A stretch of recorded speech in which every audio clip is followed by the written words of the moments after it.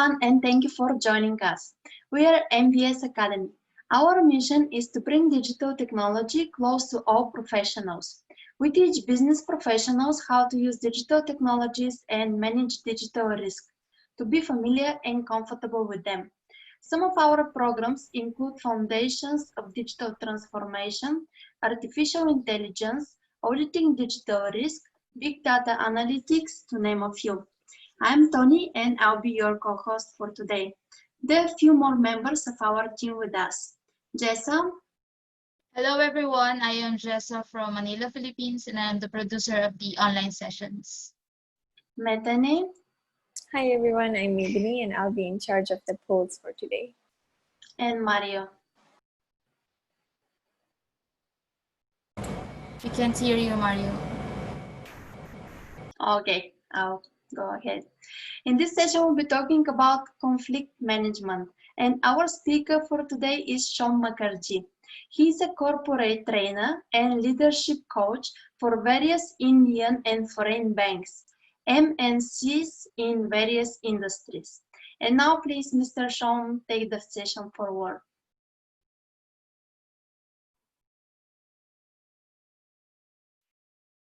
Yeah, hi, good afternoon, and good evening to everyone. So I can see some of the participants have already joined in.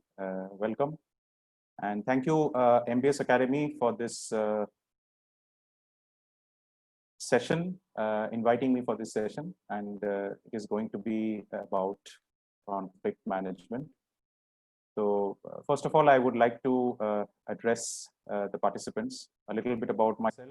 I'm a banker for almost 20 plus years, and I have been doing leadership training and been a coach for almost 10 years now.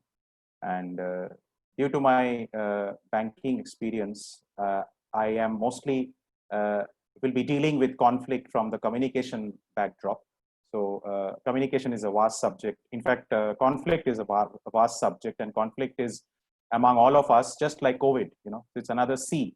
So we've always been dealing with conflict for ages, and for us as corporates, as managers, we deal with conflict every day.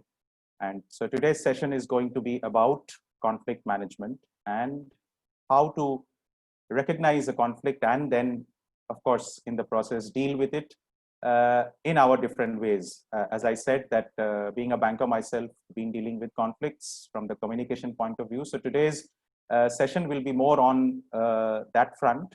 So please feel free to ask questions at the end of the session, and free to interact, because this is a session where I think interaction will help us, all of us, learn, because conflict, as I said, is not new. It is inherent. It is within all of us, whether it's in the family, whether it's at workplace, whether, even as a toddler, we started, handling conflict, because when our parents used to say that, no, you won't get this chocolate, or if we demand for something, we don't get it, we know how to deal with it. And over a period of time, we've learned to do it. So let's begin. I will start sharing the screen. Just give me a moment.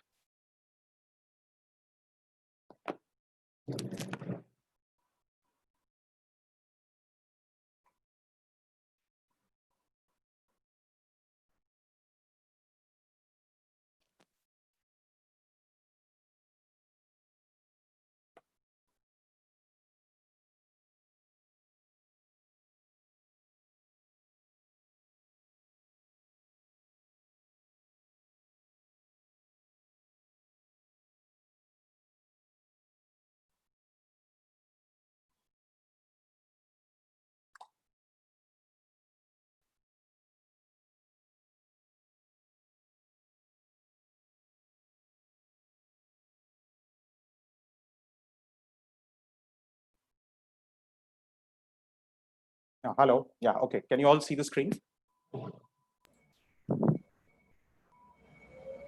Yes. Yes. Okay. Fair enough. So let's begin. Thank you very much. Thank you for those of you who've already joined. And so conflict management and the word conflict. Can I take some views from those who have already there? What do you mean by conflict? What is conflict to you? And then I'll go to the definition of conflict, because obviously there is a definition, there's a longer one, and there is a the way we look at it. So some of you you can share it on the chat box if you want, and then we can go ahead. Okay. So welcome Anshuman, welcome Hemant. Okay, great. So I'll move on. Let's look at the longer definition of conflict and what do we mean by conflict. So this is what two gentlemen, William Wilmot and Joyce Hawker, and defined conflict as it's an expressed struggle between at least two interdependent parties who perceive incompatible goals, scarce resources, and interference from others in achieving their goals. So here the word goal is important, and it is mentioned twice here. And obviously a conflict arises between two parties, the parties who are interdependent. Just to give you a simple example, like the spouse, basically your husband or your wife, these are interdependent parties, and that's where how you talk about your common goals, and that's where conflict arises. So it's an express struggle. But for me, I take conflict as something which is the shorter version. So I would like to put up the shorter version as well. To summarize, conflict in short means it's a discomforting difference. Obviously, there's a difference, and I can see. Okay, Anshum has a question. Why not dependent? Of course, if it is, it's a definition which is given by William Wilmot, and so dependent, obviously, interdependent also means dependent to some extent. As I mentioned, gave you the example of husband and wife. It also happens with the boss and the employee. They are dependent on each other, but definitely there is a aspect where it makes it interdependent. So if I give you another example, for example, if two when people go to different cities or countries, they share apartments. So when you share apartment, there are people who are probably face discomfort with the other person. But there is always an interdependence, and where you have to adjust yourself and stay together to save a lot of cost, to save your rent. So it may so happen that two students staying together, and one student has an exam tomorrow and the other student doesn't have, and he calls his friends over for a party. So that's where the struggle begins. That's where when you have an interference from others, when one party says that, okay, you can't party because tomorrow I have an exam, but the other one says, obviously I can do it because I also live here. So all these examples accumulate to make it an interdependent party with who perceive incompatible goals and scarce. So more on that, but before that, I want to share a story with all of you. So way back in the 6th century BC, I'm going to talk a bit about something which we still follow, which is the adversary system. So before that, we have a quick poll, and I want all of you to take this poll. I would ask Methany to. All right, everyone, you're going to see a poll pop up on your screen now. If you don't see it, please let us know.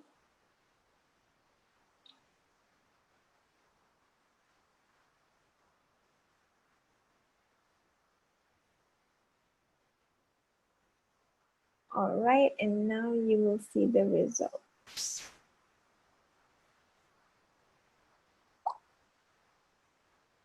And back to you.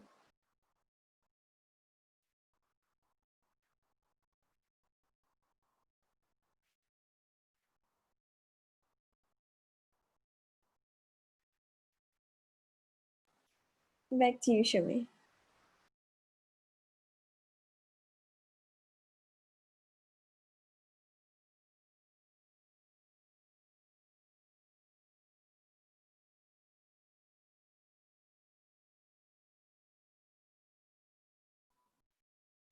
Yeah, sorry. Okay, so it's a 100% result. We have very few participants. Yes, so great. Yes, we can't resolve a conflict. We have to manage it.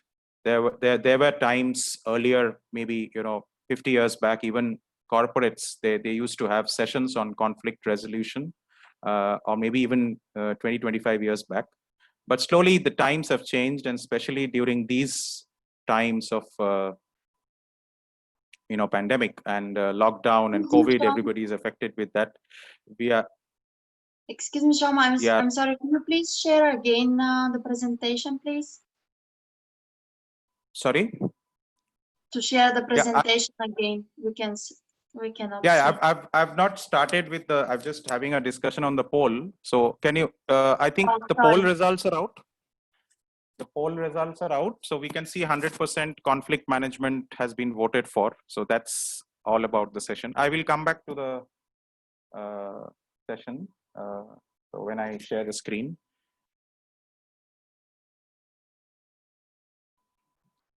Okay. So let's go back, and I was telling you about a story. The story dates back to 6th century BC, and which is about the adversary system, which was developed by the Greeks to resolve. And arguments were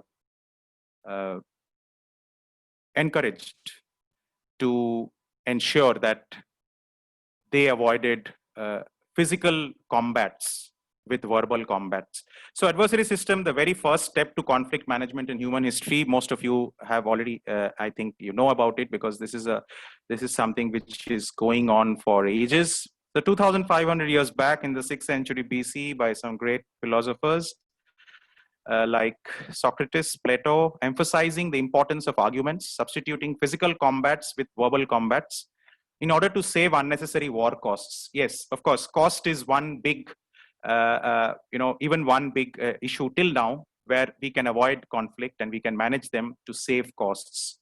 So there were 2 points in the adversary system. One of them we still follow. For example, in the courts, we settle disputes. It is still used in use today. And even for a big democracy like India, there are a lot of things which are settled and through a lot of arguments and there are a lot of protests through which it is being done. So it is still very much, adversary system is very much prevalent. And the other one, which the adversary system assume that the conflict is a competitive event, for example, for one to win and the other has to lose. That concept no longer holds good, but still, whenever a conflict happens, there is always a tendency for us to think as humans, and especially since I do a lot of communication trainings, I have come across a lot of conflicts where one person is trying to win and the other person obviously is at the loser's end. But while we go forward, we'll talk more about it. So coming back to the importance of conflict management, yes, this famous quote by Dorothy Thomas, which says, peace is not the absence of conflict, but the ability to cope with it. So all of us are coping with conflicts, and especially in this COVID times, there is a lot of internal conflict as well. So I'm not going to delve deep into the internal conflict. That is more of a psychological subject. And I'm not a specialist in that, but the external conflicts are something which we can manage, and some of them are obviously not in our hands, but we can definitely try to make it better, and let's see how we can do it one by one. So conflict resolution versus conflict management. The poll which you all took, all of you have agreed that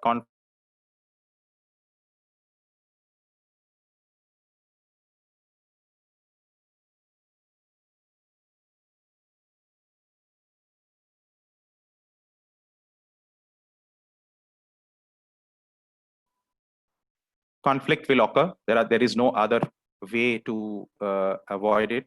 And as I gave examples of a home, since the time we grew up, we have been facing conflicts. We can't avoid it. So let's face the fact that conflict will occur. And the next one, obviously, conflict always involves risks and costs. As we were mentioning about the adversary system way back in the 6th century BC, the prime reason to avoid physical combats was to save the war costs. So till now in the corporates, we also have a lot of costs, a lot of risks which are involved. So conflict is actually something which always involves risks and costs. It's better to avoid, but you can't avoid it. As you see, number one, you have to manage it. So again, conflict is something which damages that happens from non-functional strategies. So the word non-functional means for a lot of corporates, even for big democracies, there are decisions being taken, there are strategies being implemented, which may be non-functional, and the damages which are caused by them creates a lot of creates a lot of conflict. For example, right now in today's times, you see that the WHO has been given a lot of directives in form of COVID prevention, and recently this directive came out, which is not to wear N95 mask now, but which was earlier made compulsory. And probably earlier there was another declaration where you did not wear masks also. Somebody who's not positive doesn't need to wear mask, but now it has become so a lot of these strategies, a lot of these implementations sometimes become non-functional, and that causes conflict. And some damages are irreversible. Some damages which has already caused are irreversible, and we keep talking about them. Okay, for example, in our training fraternity, in our training platform, even few months back we were having live sessions, and we have Mario with us. He was traveling all across the world to conduct sessions. But sometimes when this COVID time started, it all came to a standstill, and there was some kind of damage in terms of running the whole show. But again, you have to quickly manage it by transforming your platform to an online platform, and then deliver those same things in different formats. In fact, MBS Academy is one of the academies which is developing a lot of new concepts to deliver one full day, 1 to 2 day full day programs in small capsules. So that kind of damage control can be done, but the hard hitting truth is some damages are irreversible. You can't do anything about it, so you have to accept it and move on. Okay, you're free to put in your comments on the chat box, but while I move on, and once again, along with the hard hitting truths, there are some myths about conflict, and one of the myths is obviously conflicts should not occur. Okay, some of us think as part of our communication process, whether at home or in office, whether as a boss or whether as a team player, we try to be nice to others, and there are different cultures. Obviously some of you have worked in right now we're attending this session from different work cultures. For example, the Asian culture talks about a lot of they're much more patient in terms of dealing with a particular subject, or maybe dealing with a particular human being, and maybe they get into that understanding mode, the empathizing mode more.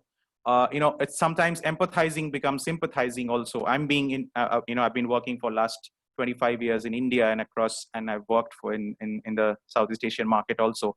So the human aspect is considered to be, so we think that conflict should not occur. We should it very well so that we don't get into fights with people. Although conflicts doesn't mean fights, it can be simply a cold war where difference of opinion happens. But compared to Asian culture, the Western culture, in fact, especially in America, you quickly take decisions, and you just, probably the human aspect takes a back seat sometimes if you have to implement something, something for national security. You can't have, for in India, we have seen sometimes people entering airports who are supposed to be VIPs, and they are not being asked about their ID cards. But you can't think of that, somewhere outside, maybe somewhere in America, the stricts, or maybe in Dubai, for example, Dubai airport, we keep watching about how well secured they are. So conflicts should not occur is something which is a myth. Conflicts occur between enemies. One more myth. So I can right now have a conflict with Mario regarding a capsule, regarding a program which we are trying to develop, and he can have his views and I can have my views. And then we both come into a conversation, we both come into one platform to understand how we can manage it better. And conflict, believe me, my friends, conflict, all of you know, all of you are senior people here who are attending the program. conflict is something which actually improves your mental fitness. So I do a lot of programs on mental fitness myself. So I encourage conflicts in my live sessions where people talk about one particular subject and maybe a famous person, how they feel about them. So if I suddenly tell you a name, right now, if I tell you the name of Michael Jackson, okay, so what comes in your mind first? Okay, Michael Jackson is one of the greatest musicians who ever lived and inspired so many people. But there is also a negative news about him. People tend to follow him or see him as somebody who's a negative person to some extent. And there have been news, there have been people accusing him. So conflicts doesn't really between enemies. You don't have to make an enemy out of your conflict. You can, have a healthy conflict. So winning requires having more power than the other party. One more myth: you cannot win a conversation just by yourself when you are conversing with another person, even at home. I mean, I don't know how many of you, having your children who are less than 15 years of age, but you definitely can't win all the time. You have to get into what we call win-win. So all of you must be aware of that. So we'll come to that also. We have to get into that win-win mode, and it can't be a win-lose, or it can be a lose-lose. So if we could communicate better, we would resolve all conflicts. As I was mentioning in the second point, that we think that if we are better communicators, we will not have conflicts. But believe me, as a communication coach, and I have been following a lot of people also who are successful communicators, there are bound to be conflicts, and that conflict is good to some extent, especially on the cricket field. I'm sure. I mean, Mario is here. I'm sure you follow cricket, and some of you who are joined in, you love cricket. You know how much of conflict takes place on a cricket field. You need not be a good communicator to resolve that conflict. You think you can be a good communicator. You tell someone, but it's not always that the other person perceives you the way you communicate, because what you communicate and what the other person thinks may differ. So those are about myths of conflict. And we move on to the 5 elements of conflict as we told in the definition. It starts with the interdependence, then a difference, then an opposition. There has to be an opposition, only then a conflict arises. An expression. So expression is a word which we are introducing for the first time now in this slide. And the last one, emotion. So any conflict which arises, as I was mentioning, it depends on the culture we are coming from. It depends on the upbringing. It depends on the kind of people we are. So there is always an element of expressing conflict, or how you are making that effort to bring the conversation to a win-win conversation. So what I'm going to do now is give you certain benefits of conflict in an organization. So when you talk about an organization, for example, in my case, I have been working with 4 foreign banks, and I have seen many conflicts which gave rise to a lot of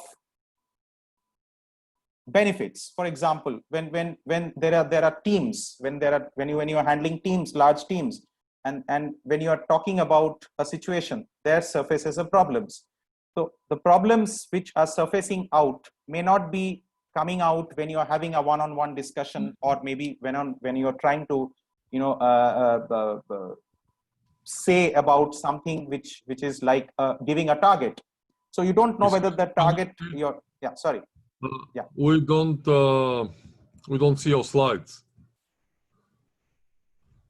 Okay, I'm sorry. I think there's some problem with the internet. That's why. Okay. Can you see now? Just give us a second. No, Shom. Yes. Yeah, now it's okay. Now it's okay. Yes, it's okay. I'm so sorry, because today is a complete lockdown in West Bengal, the state I belong to, and I believe everybody is using internet today.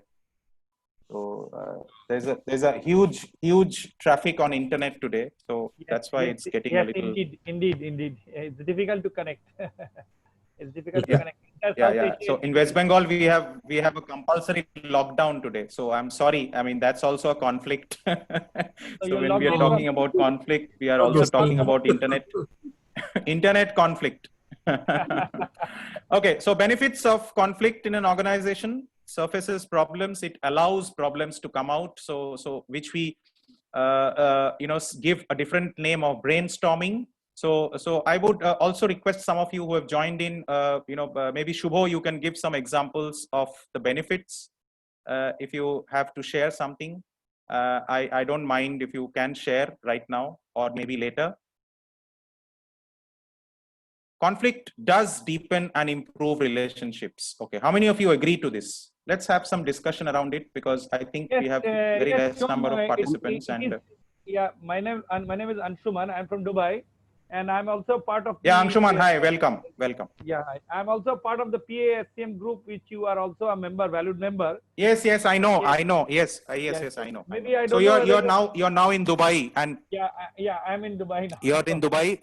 Yeah, right. Yeah, I'm based out of Dubai. Right. So why don't you share some experience? Yeah, I know. On the benefits? Yeah. See, benefits of conflict. Yes, it is true. One of I can share it from my own personal experience, because I have also worked in India about close to plus 15 years, and now over close to 15 now in the Gulf. One of the biggest friends that I have developed is from the conflict on right from the start of work. Where we had difference of opinion in understanding things. People. You need to get people to agree to your things. Sometimes the hard truth. Absolutely. People don't want to accept it. I also started my career back from the same city where you are from. I have spent about quite a long time working in different industries, manufacturing and service. But major of my experience back in India is in hardcore manufacturing, right from telecoms to food manufacturing and others. So definitely yes, through conflict you can solidify your relationship, whether with your boss or even with your best friend. Yeah. Please carry on. Yeah, exactly. Hi, Shom. Hi. Shom, I have worked. I'm still, in fact, working with different types of industries, from companies to a corporate top level. I also consult. I've been also consulting large financial banks like World Bank and all. So I see the conflict here. The common problem here is the mindset issue. Most of the problem of the conflict happen because of ego, mindset, behavioral issue. I think it's happening not only here, it's happening across the world. Conflict can only be clear once there is a homogeneity in terms of self-respect.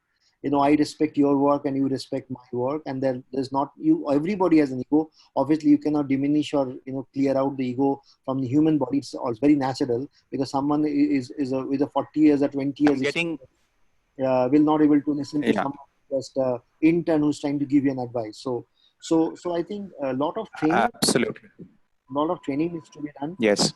Because behavior. Just to add, if you allow me just to add, and it's sorry to cut you in the middle. I want you to continue, but just to add in you, as you are saying that to bring about homogeneity, even despite we have been talking about synergies in work sphere and other things, even it is very difficult to get this homogeneity or this consensual approach into work, no matter how big or small with your team is.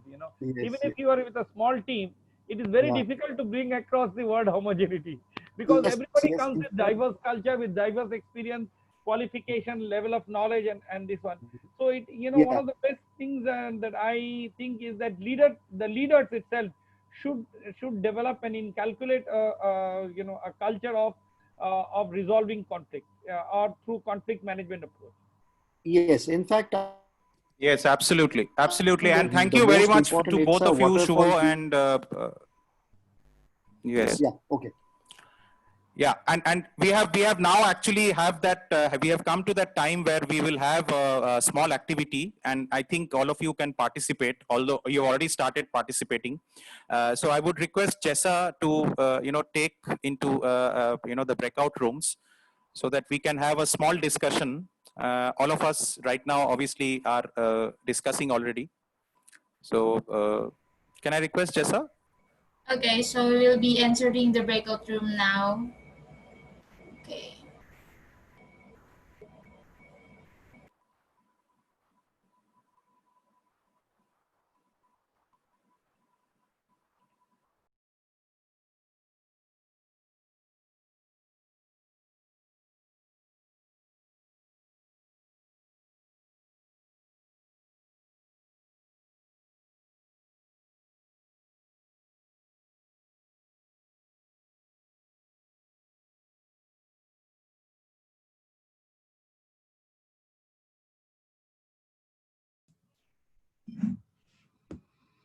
back, I think there was this time constraint on the breakout rooms, Yeah. but we had a good discussion. And Mario, would you like to add anything from your experience? Yeah, Since we are very less actually, number of participants. yeah.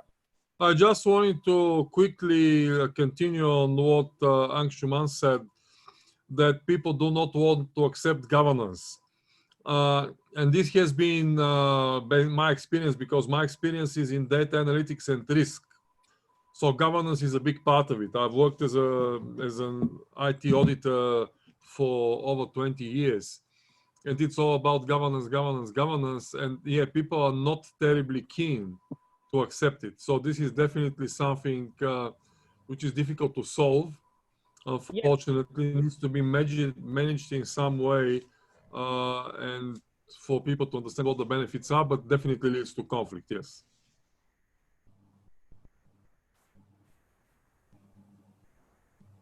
Thank you, Mario, Yeah. for sharing the same views. Yeah, well, yeah. Yes, Shom, you can continue. Okay, I am sorry about the internet today. It's another conflict. It's going on constantly. So thanks Mario. And just to kind of add what you said about governance. The word governance is directly related to a whole country. So what we have seen in this COVID times also, the countries which have managed it well. When you talk about governance, I think it makes a lot of sense, because I think the conflict, you can actually say that one of the main areas where conflict was better managed in that case. I don't know whether you will agree with me, all of you, but I think the countries which have done better, for example, I can give you example of Vietnam right now. Vietnam is a country where I have stayed for a year and worked. Vietnam is the first one to, kind of go out of lockdown. Wow, Sumin. Which part of Vietnam? Just to, sorry to interrupt. I was in Ho Chi Minh City. Ho Chi Minh City. Oh, very good, very good. I'm also sharing my equal experience of the last visit to Ho Chi Minh, and this stopped. In fact, I'm also responsible for the entire Vietnam as well as Thailand. Sitting in Dubai, I take care of the business. Excellent. And I travel. Excellent. After Jan, everything is stopped. Everything is put to hold. And I'm having a real serious issue of getting. I was giving that example. Yeah, right. Yeah, you can continue. Yeah. How well they managed. Yes. Yeah. How well they managed. Yeah. I think they managed the conflict between the decision makers better, to take the quick decision of stopping those international flights, because Vietnam is in China border. And it was all the more reason that they were extra cautious. And obviously I can only talk about India right now. We are slowly going up the medal tally. We are at number 3 now. I don't know. We are at number 3 position. And so it all matters how we manage those, as Shubho was mentioning, there is a lot of ego on the table and people walk out of the room. And as you were mentioning also, that senior people don't want to listen sometimes. They think they come with a lot of experience. So I think conflict management is a subject which cannot be, summarized in a one way, but we try to, manage. That is the most important. And as I said, in this session, it is more to do with from the communication part of view. So let's move on. And we've already seen the benefits. I'll just quickly, can you all see the screen now? I think. Yes. Okay, so we'll delve a bit on the win-win solutions and collaborations. We already had the discussion amongst us and what lessons. So let's take this particular quote. This is one of my favorite ones, and which says 10% of conflict is due to difference in opinion and 90% is due to the wrong tone of voice. Okay. So I don't know how many of you relate to this, but I keep relating to this because I have a very, audible voice at times when in terms of working in an open environment in office. Sometimes people used to tell me, don't shout, even if I'm talking to someone one-on-one. So I don't know, Shubho can vouch for it. Sometimes on the phone, I might sound a bit loud, but maybe the tone of the voice sometimes matters when it comes to conflict management. So let's see. Yes, so some basic stuff on the communication part. If you can see the ranking, which comes first. So yes, we have to listen more. We have to think before we speak. And obviously, the body language, the non-verbal communication matters most. Some of us definitely, when we I have another person here who's a participant, Hemant. Hemant also manages a region for wealth management, but he's a very good listener. Okay, so Hemant, welcome, and and I know you have been listening. Thank you so much, sir. Right. So you will share your experience also on conflict. Yes. Let's complete quickly because of the internet thing. So let's see the elements of personal communication. So this is something which is not invented by me, but it is somewhat as per the survey all across, which says body language matters 55%. Okay, so right now, even on a Zoom call, sometimes we go off video, but when our video is on also, the body language speaks a lot. The voice tone 38%, and lastly, the spoken words, which is 7%. So body language is the biggest indicator in understanding your client. It can't fake. In fact, your body can't fake. Even if you're thinking something inside, just like I don't know how many of you have seen a lie detector test, but I've seen it in movies, and I've seen people, and those are real life stories where people actually, false it. They actually beat the lie detector, but sometimes body language can't fake. So when you're talking to a person, the person who's opposite to you, and if you are maintaining, an eye contact, and you will realize that person is whether he's telling the truth or not. So its idea is the thumb rule is to listen more. Right now we have one more quick poll, so I would request Methany to take the poll for us. All right.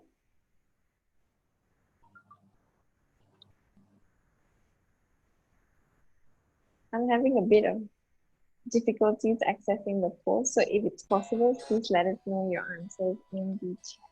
Okay.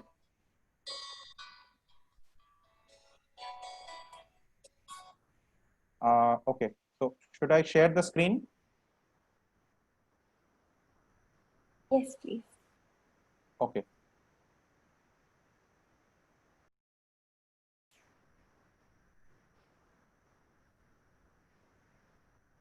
What does the read?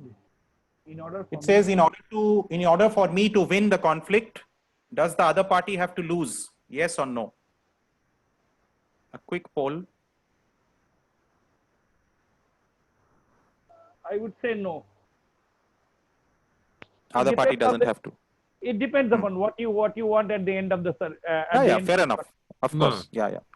In most cases, it's not. So in the poll, it's only yes or no. No. Okay. Yeah. So the idea of doing this poll is to go to the next and the last part of this discussion today. So I believe most of you feel it's no. Is it? Yes. So can we move on? Great. So that's what I was trying to bring in. And then one of these university students, his name was Morten Deutsch. In the 1978, he came up with this win-win conversation, which is part of communication to resolve conflicts. And I won't say resolve, to manage, more of manage. So there are 4 stages. The first one is win-lose. As we said, that it's more of competitive. That I have to win and the other person has to lose. And the second stage is no win, no lose, so no one gains. And then lose. Once again, it's a loss-making proposition for both. And the last one, obviously, win-win, which all of you have been experiencing in your area of work as well as at home. So I would now request maybe Hemant to share something on a win-win conversation with your team. So Hemant, if you have an example to share with us. Yeah, thank you so much. Firstly, I'd like to brief that in my profession, this conflict, I have to face this conflict every now and then, because in this distributor okay. And right. As a AMC, means I am in the mutual fund team. So when distributor comes, he thought he knows everything as a process, what we are processing at our end. So there is always a conflict, and the question which was then ki other party has to do, absolutely the answer is no. But that point of time, I think what we are doing it, don't argue with that distributor, because sometimes argument goes in that we don't respect that person. So sometimes we tend to keep quiet. Oh sir, okay, we will try to resolve it, and then sir, after 2 or 3 days we go back to the concerned team or the person and says ki, no, I have tried so much but I couldn't help you sir, because it not be possible for me to resolve that at this point of time. In my team sir, as you said, in my team there is not always a win-win conversation was there. Actually, sometimes what we said is ki what boss is saying is always correct, and that is the most difficult thing in our workplace. What happens, what Shubho has confirmed, that when this bigger this executive level or this founder and the CEO will come, they don't want to listen something, they don't want to listen the feedback from the ground level or the team members. So most of the time the teams are basically, they said they don't want to go in conflict. If their argument has to be taken by the team, that's fine. Otherwise, it's okay from there. That is. Okay. On a lighter note, and since we are very less participants here, I just on a lighter note, I want to ask Hemant. Hemant has been recently married, actually last year. So how is it win-win conversation at home? Oh wow! You are taking very personal with it. It's very personal, huh? No. I'm saying, see, conflict is something which is part of our lives. Okay. Absolutely. So I am taking this opportunity to, even as I said, for a father and son conversation, or for a maybe a daughter and father. So it all matters that we come to a win-win situation. Otherwise, the whole thing comes into a standstill, and we continue to struggle with our own, the internal conflicts, as we call it. So great. To share, you can do it offline. Maybe Anshuman, I can share with him later. Sir, I have one point. To add on this. As you have raised my personal opinion. Mostly, it is a win-win. We come to a win-win conclusion, but most of the times, my spouse is always win. Sir, that is the main. Yeah. No, I had added a disclaimer. I said you're recently married. Yes. With the permission of Mr. Som, let me just tell you one story in this. The truth of maintaining your marriage and marriage relationship is compromise. That's why I said Hemant is recently married. For all of us who are long time married, we only do win-win conversation. Yes, we only do compromise. Okay, great. So I've come to the end of this session, and to summarize how to manage conflicts by organizations in these challenging times, this is what I've listed down. You can add to the list. Find out what motivates your people who report to you. Get people working on what's important. I think sometimes we forget that. We sometimes tend to give instructions which are, as I was mentioning earlier, non-functional strategies. Sometimes we tend to, kind of drag a bit. Explain and train. Okay, the word train is very important here. As managers, we have to become coaches. In fact, in this forum, all of us have been on the other side as well. As working managers, we know how important it is, how times have changed. We have to now do a lot of explaining and training. And of course, be a listening box. As I was mentioning all this time, how much time you have to listen. Maybe in a whole day, you can divide your time of listening. Remove the people from the conflict and get into the subject-driven focus. Yes, of course. Of course, remove the people. How will you remove them? You will sack them. Let people work. Don't look at people as they are demons. When people enter the meeting room, they think, "Oh my goodness, my boss is my enemy." Right. Get that cloud of your other things. Right. No matter he is bad, good, he is black, white, he's pink or whatever the thing. Yeah, of course. It's like prejudice, removing the prejudice out of your show. Right. Get to the meeting with a holistic subject. Can you see the screen? Can you see any of the points which you mentioned right now? Yes, yes. Okay, so the last one is obviously lead by example, as we have seen on, as I was giving example of a cricket field or maybe any team game, you could say. I mean, even in office right now, the biggest challenge is work from home. How will you lead by example when you are at a work from home scenario? Is to come to a call on time. Because sometimes you will see your team members have arrived, but the boss has not arrived. So, so that can reduce a bit of, you know, interpersonal conflicts. I know it happens. It happens. We are, I think, attending some millions of webinars in last 5 months. How many webinars you have attended? I don't know, Anshuman, but Yeah, there are so many. You know, you would be knowing that out here in our procurement and supply chain group, and being a part of the CIPS community, that is Chartered Institute of Procurement and Supplies, you know, being a valued professional member of the institute, you know, we advocate a lot of seminars and conferences where we have to educate people on procurement policies, principles, values of supply chain and others. So, you know, it's now becoming a very familiar, you know, some people do not want to accept the hard truth. Right. Okay, so end of it, there's a final poll. I will again request Methany to take the final poll, which is on the session. So thank you all to make out time. I know at different timelines for all of you. Thank you. What is the time in Dubai now, Anshuman? It is 2:27. Okay. Mario has traveled last year. I think you have traveled last year for your sessions. I spent a lot of time in UAE last year. It's terribly hot. Terribly okay. hot. So thank you, Anshuman. Thank you, Shubho. Thank you, Hemant. Thank you, Mario. Thank you. Excellent session. Excellent session. Thank you very much. I hope conflict management can be, is something which can be discussed in 1 hour, because I think that after this session, we will talk about more conflicts. No, definitely not. You have just highlighted some of the major issues in the conflict. Yeah. And thanks for making it very participative, open. Good to hear from you, Mario. And I have not heard about much from Antonio. If you could just talk a little bit about. A little bit about MBS, Mario. Yeah, which I would like. Well, actually, I'll pass that on to Tony, because she will be able to tell you a little bit great. more. Yeah, great. We'd like to hear from you. Thank you to Mr. Shom and our participants today. I hope that you enjoyed this session. Follow us on LinkedIn and Twitter for more information about our events and more digital technology and digital risk insights. And don't forget to share with your colleagues and friends. See you next time, and bye for now. Okay. Fair enough.